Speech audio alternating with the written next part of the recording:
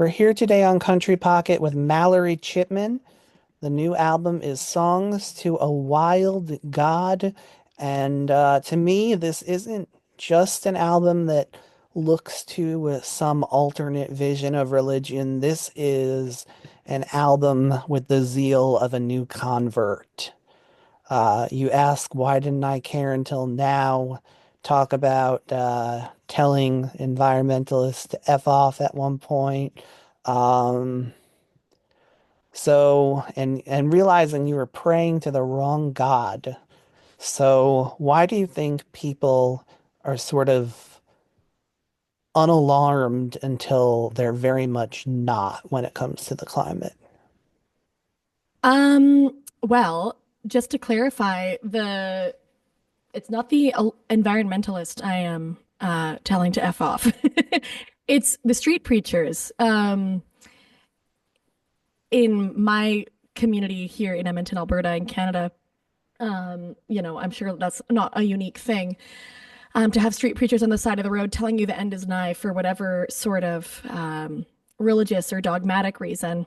But as a person myself who finds grace and spirituality in what is wild in the outdoors and outside of any sort of specific organized doctrine, I have found that, you know, the alertness that we hopefully should feel amidst climate chaos is something that, like you said, often is ignored until we can't really ignore it anymore. So that's largely what I'm referring to in some of those lyrics. For me, I think that living in a world of so much, so fast, so soon, in terms of most folks' work-life balance and daily kind of patterns that they need to uphold to just get by and make ends meet, it can be really easy to let some of these other issues that are more collective responsibilities fall to the side, which I have a lot of empathy for because there is just so much going on in everyone's individual orbits. But I do think that in these moments, sometimes we're reminded of, you know, things are more dire than we think in terms of climate chaos. And it is important that we all remember to wake up to that before we are, faced with things like the wildfires happening in California right now or whatever it might be, so that we can be contributing in small ways as a collective to this sort of collective responsibility we share in order to hopefully see these things as preventative and proactive rather than reactive. Yeah, I like how you talk about the earth crying saltwater tears. Obviously, that's something that we do. Um, Tell me how the earth is crying saltwater tears right now. Well, I mean, I think that we see sometimes ourselves as separate from the earth or separate from nature. But like you said, there are all of these mirrored parts of how we react that the earth does too. And saltwater tears was one of those sorts of images that came to mind when writing about that duality. I think that the earth is reacting in ways, excuse me, that are very eruptive and uh, angry in moments when we see things like wildfires, we see things like floods. I live in a province in Canada wherein this past year we saw one of our major national parks almost burned down entirely. And a lot of what's charging the emotional space that I was in when writing this album was just noticing these ways where we're seeing the earth react in ways that we haven't seen before to this scale anyway. So through things like natural disaster or warming climates, it does seem like she is crying out to us saying, notice that something here isn't working, and that we as humans are part of this nature. We as humans are nature protecting itself when we take action. So those are some of the more tangible embodiments, I think, of where we're seeing that on an earth level. And also trying to draw that parallel so that we remember, like you said, we too can cry saltwater tears and we too want to be reacting to this in a way that hopefully is going to serve us better in the future. Yeah, you talked about the fires in your province. Tell me about what you're seeing on the ground. Well, I live in a northern community here in Alberta called Edmonton. It's the capital city of this province, the northernmost capital provincial city in Canada, and it is sort of on the same latitude as Jasper National Park, wherein the fires were happening. So we have been getting a lot of smoke and a lot of hazy skies the past several summers, either blowing east out of British Columbia, the province to the west of us, or this summer, even worse, when it was happening in Jasper, which is just about a 3 hour drive west from where we are. And it has been majorly impacting people in this province. I know several people who lost their homes in Jasper this summer. Um, I was chatting with one of them who's a good friend of mine, and she was saying, I never saw myself being a climate refugee. But she wound up with no home after it burned down in the fire. She's a fellow musician. She lost all of her instruments. And here in Edmonton, obviously not right where it's happening, but we have had fires also closer to us, within about an hour's drive. And just the impact on the air quality has been, horrific. We're at a 10 plus air quality for several days on end every summer now. In a recurring capacity, every 6 weeks we'll get another day like that, at least maybe a week like that. And so it is really becoming more and more bold faced. Like we're looking at it in the face.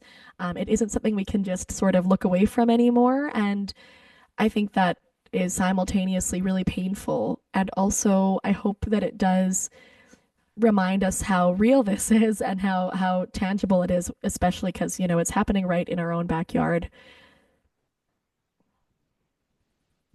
Yeah, that's I'm sorry that folks around your area have had to go through it.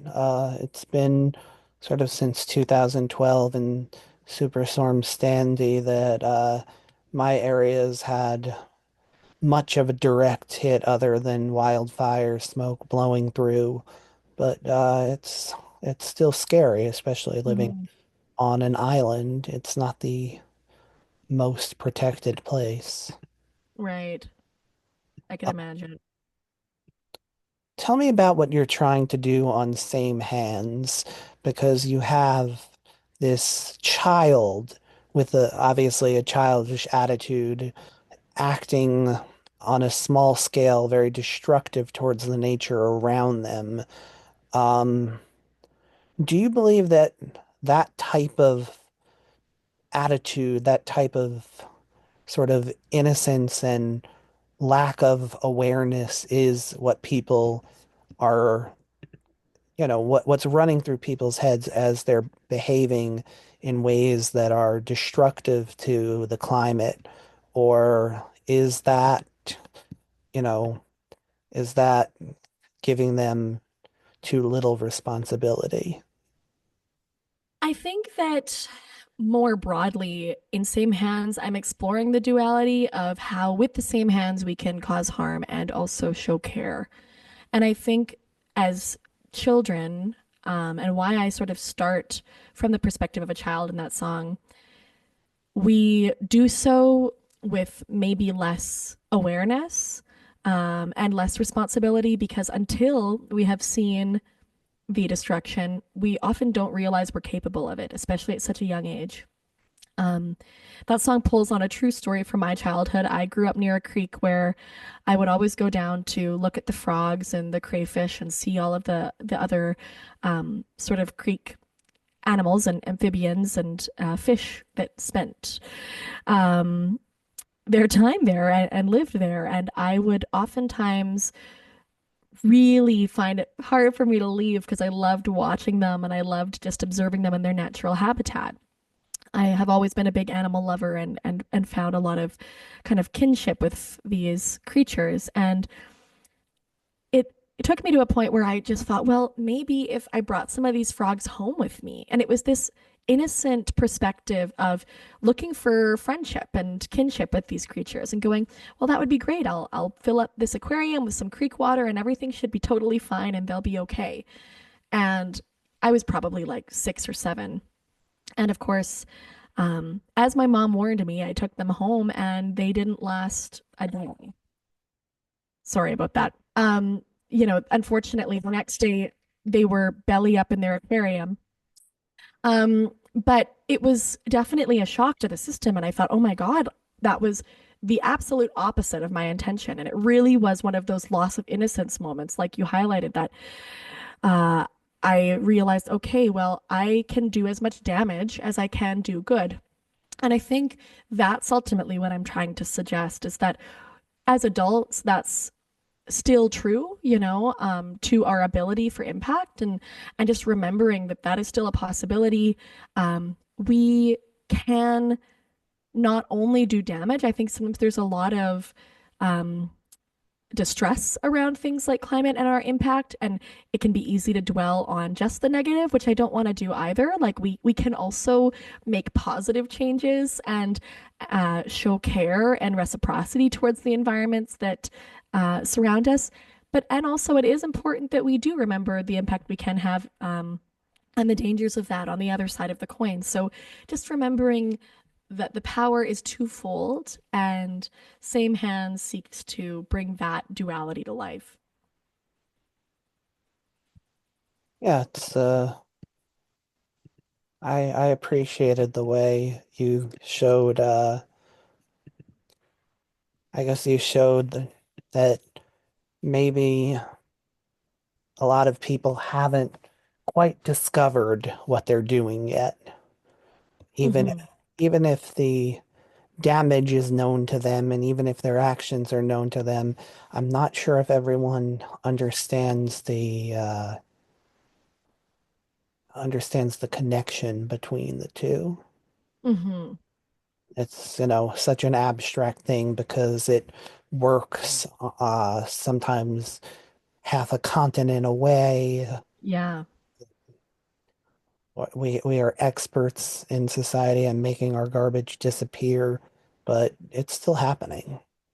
exactly. Or the impact might not be seen for years, so we're not realizing, um, how large that impact can be because by the time it happens, we might have forgotten about the hand we played in that, right? So I think you're right. It's more untraceable than some of those anecdotes I share in the song, which makes it more challenging. And sort of on the flip side of that, how traceable are how traceable are the good things? That's How, a great question. Yeah. you know, um, you and I could go out and spend a few days doing good, but I don't know how much we'd see it on a large scale. And I think you're hitting on something really important in that we, I think a lot of our relationship with the environment around us and our climates is done in good faith or should be done in good faith in knowing that we aren't doing this for results for our own sake to see them, to pat ourselves on the back. We want to be doing this for maybe future generations. We might not see that impact, and that's okay. We might see that impact too. I mean, in a very tangible sense, I volunteer in my community as a conservation land steward, and we do things like invasive plant removal. And you're able to very quickly see when you come back the next summer how much more room there are for native plants now that are aiding in naturalizing the area. But even that, when I say that's a shorter term thing, that's still a year away sometimes that we're seeing the results. So yeah, I think that you're right. Some of these things are hard to see. And so those sort of types of results, when we're so used to instant gratification and instant results, they're going to look different than that. And hopefully that isn't too discouraging to us. Well, I appreciate that you shared this concrete example of what can be done by one regular person. Hmm. Um, Obviously, that is more of the exception than the rule, though, that Hmm. regular people, especially in more urban environments, regular people can't, you know, I guess I'm trying to say you or I could do as much as we wanted, but the decisions that really are having those large scale impacts are usually being made at a much higher level. That's right. Yeah, it can feel discouraging in that capacity for sure. Um, I always think to myself, as much as I completely agree, and the powers that be do have such a large impact, large corporations and governments who decide on regulations. But we can influence those parties, I do believe, if we're active in our communications, communities, our roles as citizens to keep and hold our governments accountable. And I also believe that, and this may sound pessimistic, but I actually believe there's perhaps a likelihood that large collectives of made up of individuals like you or I may actually make the decision to make some changes sooner than billion-dollar corporations because we are not motivated necessarily by the same things. And so I know sometimes that it can cause apathy when we go, oh, well, it's the big, large corporations that are really at most fault here. So I don't have to do anything on an individual level. Or if I do, it may not make a difference. And I hear you because I think there is truth to that to an extent. But I also think that why not try? And the more of us that do, our small parts in making a difference, small part upon small part upon small part, I do believe really can make for powerful change as well. So I try to hold responsibility both personally and also in a more, I guess, larger body, like whether it be government or corporation level, uh, as responsibilities both should hold. All right, let's hear same hands, and we're going to be right back.